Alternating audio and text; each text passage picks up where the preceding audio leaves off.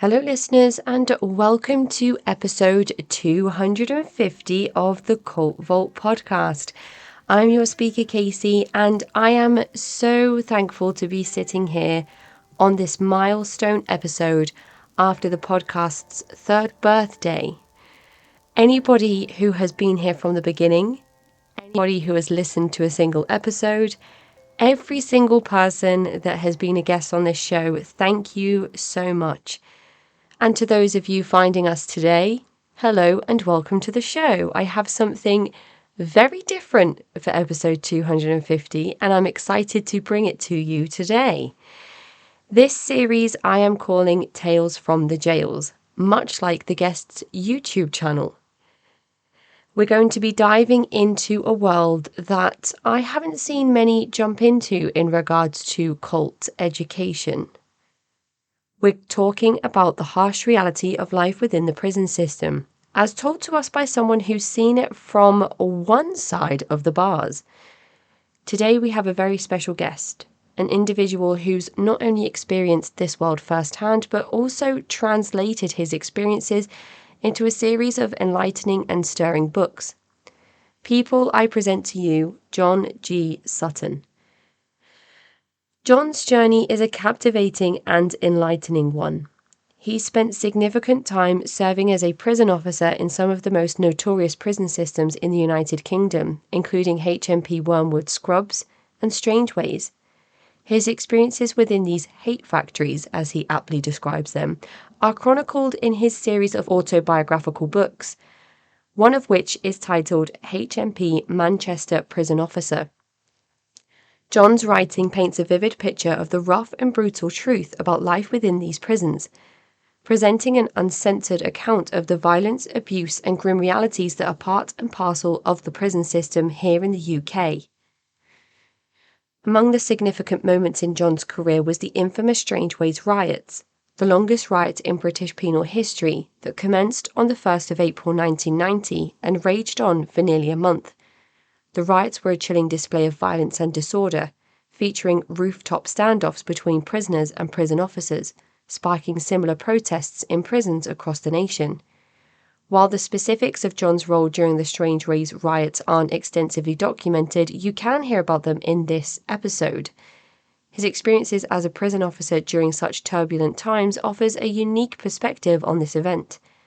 Notably, among the rioters were individuals like Alan Lord, who became a key figure during the protests and later penned his experiences in a book titled Life in Strangeways: From Riot to Redemption, My 32 Years Behind Bars, and Paul Taylor, whose actions sparked the riot. Their stories, like John's, underscore the tumultuous realities of life behind bars and life working in front of them. But John's story isn't just about the harsh truths of the prison system. It's also about the human capacity for coercion, manipulation, and exploitation. His writing doesn't merely expose the darkness within the prison walls, it shines a light on the potential for human corruption. It is a testament to John's belief in the power of standing firm and doing things by the books. This is one man's account of being uncorruptible in a very corrupt system. So listeners, get ready as we delve into this candid conversation with John G. Sutton. We'll be exploring the harsh realities of prison life and the harsh realities for prison workers, the impact of events like Strangeways and the riots, and the potential for change within such a challenging environment. Stay tuned for a discussion that promises to be as enlightening as it is engaging. And a very special thank you and welcome to Verity, my newest patron who has signed up to support the show for a year. I truly appreciate you being here and for always engaging in my YouTube content. I hope you enjoy access to early content, and I appreciate your support going forward. Thank you so much, Verity. If you're listening to this episode when it airs, there are now only 2 weeks until CrimeCon 2023, where you can find me on June the 10th and 11th in London doing a live talk with Scientologist, historian and cult expert John Atack on Saturday the 10th. You can go to crimecon.co.uk to get 10% off of your weekend tickets by using the code CULT at the checkout. I would love nothing more than to be able to say hello to some of the listeners in person, so if you can be there, please consider purchasing your ticket and coming to say hi. Also, if you want to support the show, you can find me at patreon.com/the Cult Vault, and for £1 a month you can get access to ad-free, early, full-length episodes. But enough of that. For now, episode 250, here is John G. Sutton. Well, hello, John, and welcome to the show. Thank you so much for agreeing to come and talk with me today about your experiences of working in the UK prison system and how this links to the subject of cults, coercive control, and manipulation. Would you like to start by introducing yourself to the listeners? Yeah, thank you very much. My name's John G. Sutton. I'm a former prison officer, former NCO in the British Army as well, so I know a little bit about mind control. And I've spent 10 years in the prison system. I worked at Wormwood Scrubs, I worked at HMP Manchester Strangeways.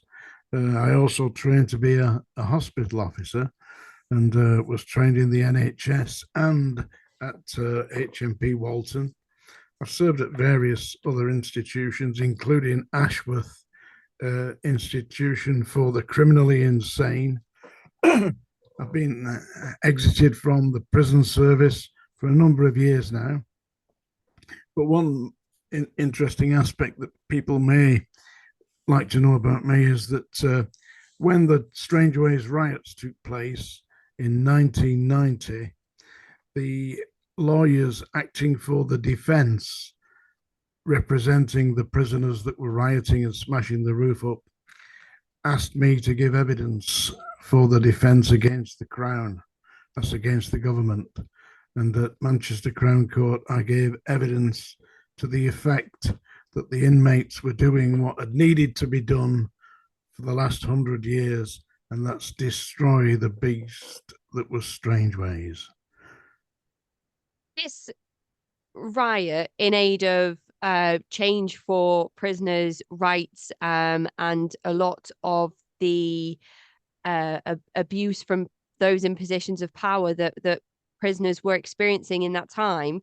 Do you feel like this was specific to Strangeways, or was it throughout the British prison system?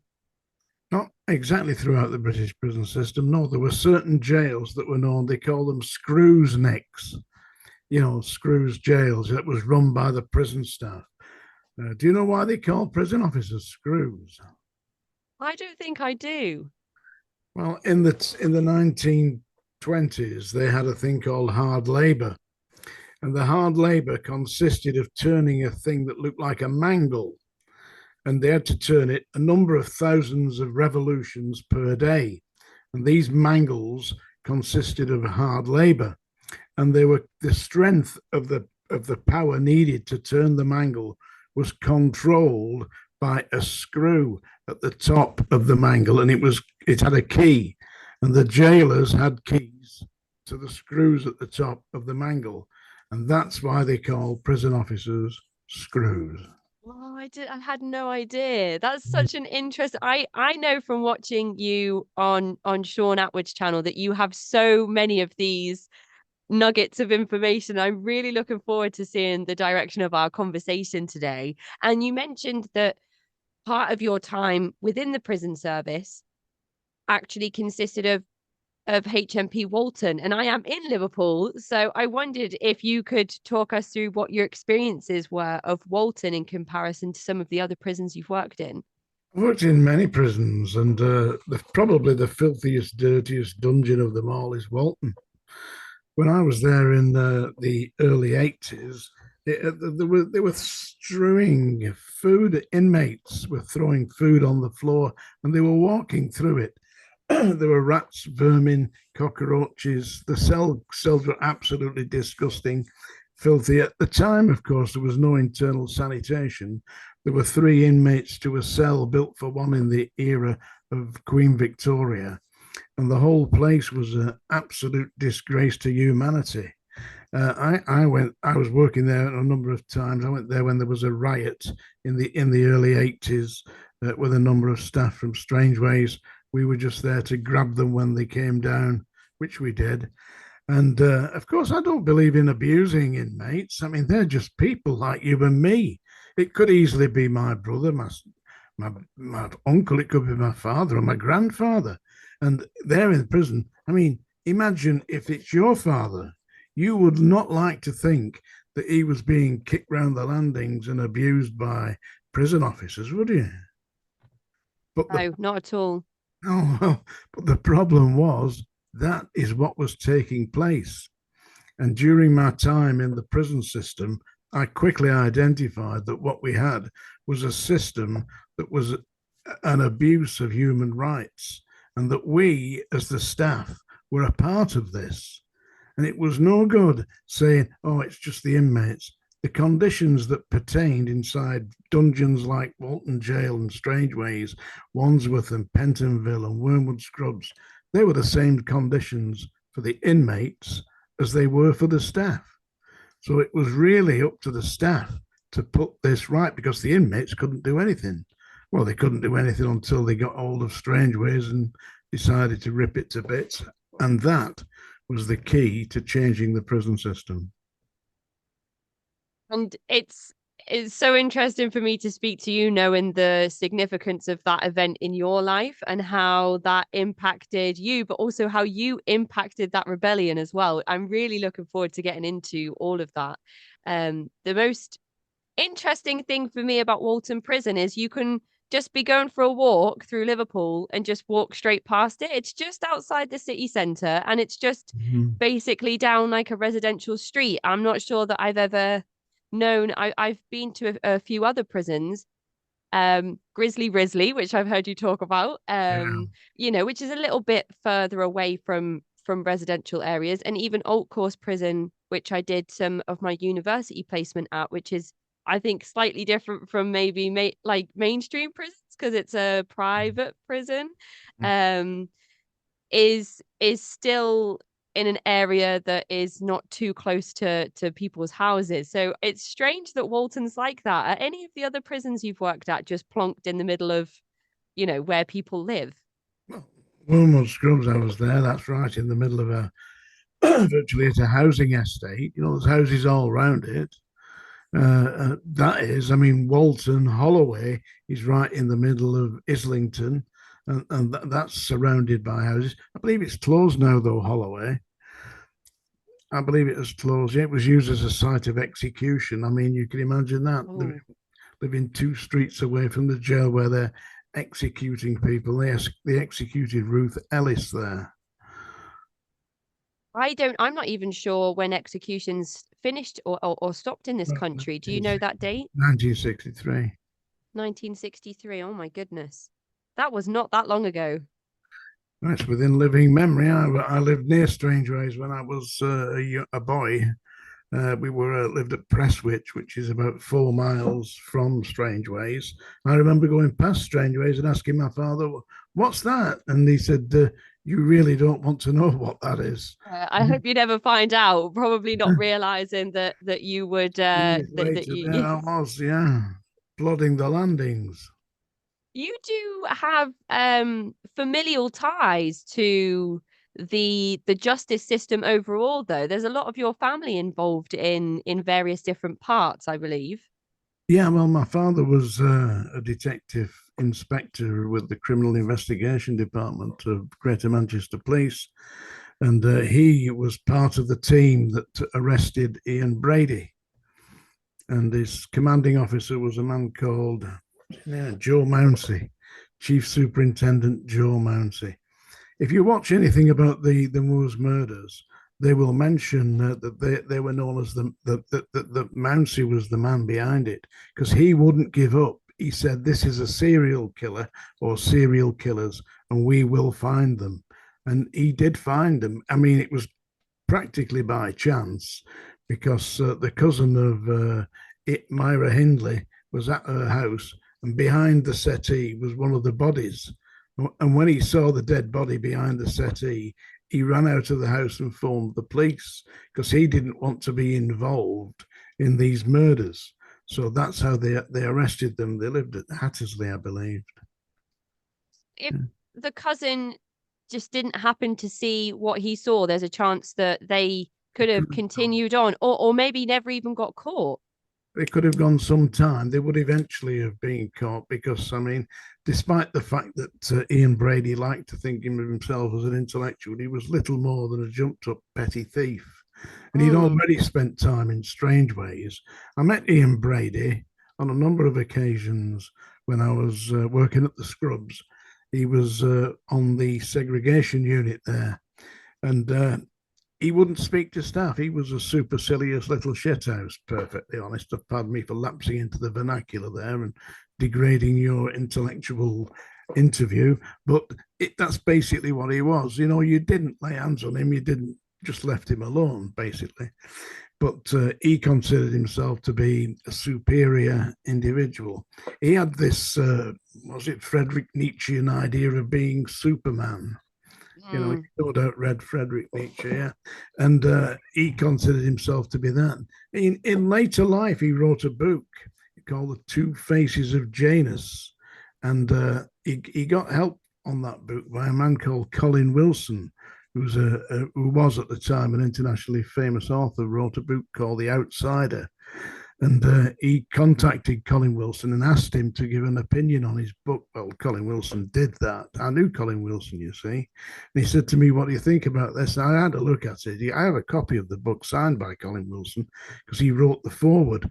And basically, it was an excuse for his actions, saying that he considered himself to be above the rest of the human race. And what he was doing was experimenting with the limits of personality. But really, that was just an excuse for being a vile, horrible sex.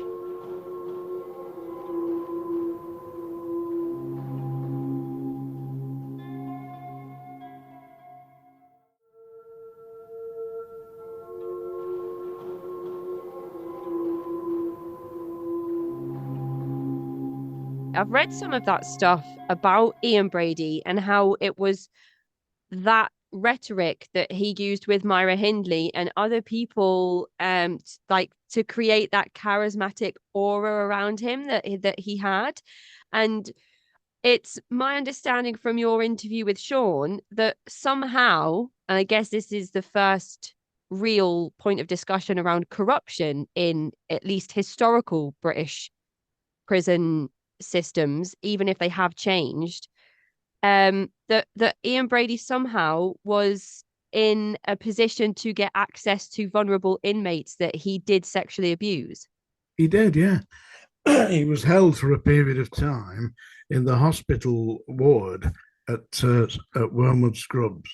And as he was held in the hospital ward, all manner of, I mean, don't forget, it's just a hospital ward. I mean, you got young boys in there, you got relatively old men in there, and they were vulnerable people who were sick. And what Ian Brady was doing was seducing the young boys and taking them into the bathroom where he would be perfectly frank, he was buggering them.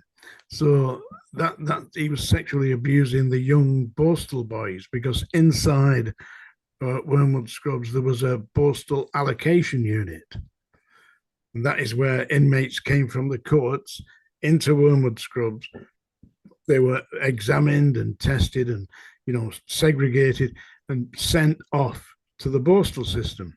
But first of all, they had to go through the Borstal allocation process. And if they were taken ill, well, there was only one hospital inside the Scrubs, and that's where they went. And that's where Ian Brady was held, and he was taking the opportunity to seduce them. There were a number of very dangerous inmates in there. One of them was a man called, he was the murderer, the guy who poisoned everybody. Graham Young. Do you remember Graham Young? I don't recall him personally, but I do know this story from your other videos on your channel, Tales from the Jails on YouTube. Everybody go and subscribe. Yeah, and don't forget to get my book. Yeah, there it is. HMP Manchester Prison Officer. It's available on Amazon, folks. Yeah, well, the story's in there because Graham Young was on the ward at Strangeway at Wormwood Scrubs, and I was virtually a new officer, and I went on there, and the hospital officer in charge said, "Nice to meet you, John. Come and sit down. Oh, we'll get you a cup of tea. Come here." And he called this guy over. Get Mr. Sutton a cup of tea. So he got me a cup of tea. Would you like a biscuit? Well, very nice. A couple of ginger nuts and had a cup of tea. And the prison officer said to me, hospital officer, said, was it nice tea? I said, very nice, actually, and nice of him to get nice hospitality here. He said, you know who that was? I said, I have no idea. He said, Graham Young, the poisoner. He got him, Graham Young, acting as the tea boy on the hospital ward. How mad is that? Wasn't Young's MO to use poisons in drinks and things as well? What he did. He put paraquat and various other poisons into the tea where he worked at this factory and poisoned about 5 of his work colleagues. He killed about 3 of them, and the others were just seriously ill. I'll tell you a story about Graham Young. About 8 years later, 7 years later, I went to Ashworth Prison. That's for the criminally insane. And I'd only been in there about half an hour, and a guy come up to me, just looked like Hitler, with a little moustache, hair plastered down. Hello, Mr. Sutton, how you doing? I said, who the hell's this? He said, you remember me? Graham Young. It was Graham Young. He dressed himself up as Hitler. And in his cell at Ashworth, he had Nazi flags and all this rubbish on Hitler and all that. They allowed him to get on with it, Graham Young, yeah. But the strange thing was, at Ashworth, they had a number of staff taken ill. They suspected it was Graham Young poisoning them. It's a different story from or a different scenario from the one that we were talking about with Ian Brady, but you still wonder, how does Ian Brady have a chance to be anywhere near the vulnerable people that are kind of similar to the victims that he targeted outside of prison, when that is what the prison is for? But also, then how does somebody that is known to poison and kill people be given the tea round? It's like it just doesn't add up, does it? Why these individuals are placed in these roles within the prisons? I can understand why they allowed Graham Young to make the tea, because it was the hospital staff's idea of a joke. Okay. So would that be like the prison system's version of like hazing and stuff that you might find in the army or at boarding schools? It's that kind of thing. They were just having a laugh with you, taking the. But I mean, once I found out who it was, I'm no more having any more tea from that man. I'm telling you. Yeah, no, thank you. No, thank you. And he wanted Did to know Young? how he got there. Well, he would have been taken ill whilst he was in the prison or considered to need some psychiatric assessment. So he would be held on the hospital ward, because the hospital wards in the prisons were used for psychiatric assessment. Right, okay. And was it through a descent into ill mental health that Young was moved to Ashworth Prison? Do you know the circumstances around why he was sent to a different place? Graham Young was extremely intelligent. I mean, I'd only met him once or twice, but years later, when I went into Ashworth, he just came up to me, hello, Mr. Sutton, remembered my name, everything. So he was a really smart cookie, but he was also absolutely as mad as a box of frogs. I was on duty one night, and Graham Young was in a manic phase, shall we say, and they locked him in a padded cell, and all night he kept singing, Daisy, Daisy. Oh gosh. Give me time after time after time. It got to about 2 o'clock in the morning. I heard this bang crash. Well, the hospital staff had gone in and injected him. That kept him quiet. So you mentioned that you were involved in the armed forces yourself. Was this before or after your stint of working in prisons? Before I joined in 1968. See, the reason, how do you get into these things? I mean, nobody sits as a child at school and thinks, do you know what I'd like to be? I'd like to be a prison officer. Yeah, you don't, do you? You really don't. No, I don't. I don't think so. And not especially maybe not as a female. I was terrified going into prison to work with some of the inmates. It was a scary experience. It is. And so I didn't, no, I dream about being an army, in the army. I wanted to be a writer, you see. You So are, which is I am a awesome. writer, yeah. I mean, for 27 years, I was the feature editor of a newspaper. So, I mean, I have This been is like around it. the many lives of John G. Sutton. Yeah. So, anyway, at school, I hated school. One of my teachers was a great big, heavy bully who you may have seen him on television. His name was Colin Welland. He wrote a film called Chariots of Fire. He won an Oscar for it. Yeah. What? What are the chances of that? Oh my Yeah. goodness. And he was my school teacher, and he was a bully. He was a big, heavy bully, and he used to beat the kids up, me included. Do you know? I wrote to his agent, and I said, "Would you please tell Colin, that I am looking forward to meeting him. I remember what he did when I was a boy, and would you ask me if he's still abusing children?" But I never heard back. They never wrote back to me. And when I did find out where he lived, I mean, it drives you mad. You feel you need revenge. I'm a bit mad myself. He'd got Alzheimer's, so it was too late. Oh, yep. That is kind of in keeping with your personality, I think, though, to at least raise awareness of the wrongdoings of individuals so people are aware of it. Getting people to act on that, as I've heard from your stories, is a whole other ball game. They're controlling it. You see, you want to know how the control system works, really. The control system in places like the police, the prisons, and certainly in the senior civil service, there's a great deal of Masonic influence. I know it sounds like a conspiracy theory, but having lived through it, it is. You make I a formal complaint, and you're just absolutely, the door's closed.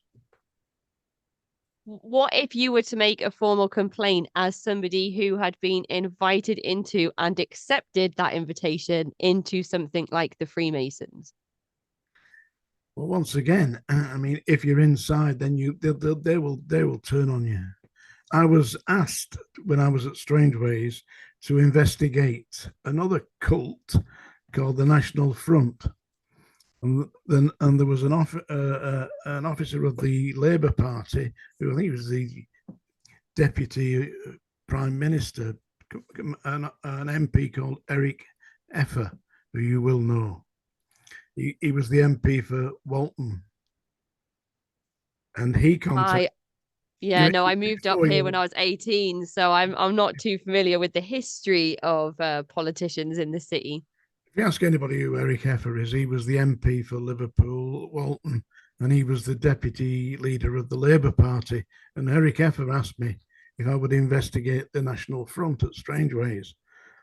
So I knew about the National Front, but I'd avoided them like the plague because they were quite mad. So I said, yes, I'll do that for you. So I spoke to the people who were running it because I did know them. And they said, oh, well, wonderful, John, come and join us. The leader of the National Front was a man called Brian Baldwin. So that's his name. And there you go. And he was a principal officer. And he was also the chairman of the Prison Officers Association at Strangeways. And he was the leader of the Northwest branch of the National Front. And he said, you must come with me and be my personal guest. So he took me to a meeting of the National Front. There was about 300 people there. And the guest speaker was a man called David Dukes, who was at the time the Grand Wizard of the Ku Klux Klan. Oh He my was goodness. he was from America, and he came over to give a series of lectures to the National Front. and it was all jumping up and down, shouting "White Power!" White, absolutely insane. And he was not allowed in Great Britain. He was banned, and he was staying with Brian Baldwin, who was a principal officer of the Home Office, and that's where David Jukes was. So I wrote all this up. Yeah, I was gonna wrote ask what I wrote it up and I sent it to Eric Effer, and he said, "Oh, this is absolutely mind blowing." He said, "I'm going to take this up with the Home Office." I said, "Do you want me to send it to the Jewish Gazette?" He said, "Yeah, that would be absolutely it." So I sent a copy of my report to the Jewish Gazette and a copy to Eric Effer, and I said, "Well, I'll not stop there." So I then spoke to somebody on the national press, and they did a big feature, put me on the front page of the newspapers, about all this National Front nonsense and the dungeons. And I even got them a picture of Brian Baldwin to put in the paper. That was holy hell broke loose at Strangeways. They banned the paper. They wouldn't allow the paper in. All through the prison system, they banned the paper. It was the Daily Star. I've still got copies somewhere. I've seen your face on the front. Yeah. I thought that feature was linked to the rebellion that took place at Yeah. Strangeways. Is this what kicked it off? Part of it, yeah. I said, Right. "No, I'm not going to work like this. I'm not going to work like this." You see, the problem with the prison service and the Masons and all that, they were running the trade union. The trade union was run by chief officers, principal officers, senior officers, and the junior rank and file had virtually no say. So that in the event that you had a complaint about the conditions you were working in, you took it to a prison officers association. Except the prison officers association were the management that were in charge of you working in the filth, dirt, and degradation that consisted of your working conditions. So you've effectively had no representation whatsoever. And if you didn't do what you were told, you were ousted. You were given the worst jobs in the world, and you were physically attacked. And they didn't just send inmates to attack you. That happened to me a number of times. When that didn't work, they sent staff.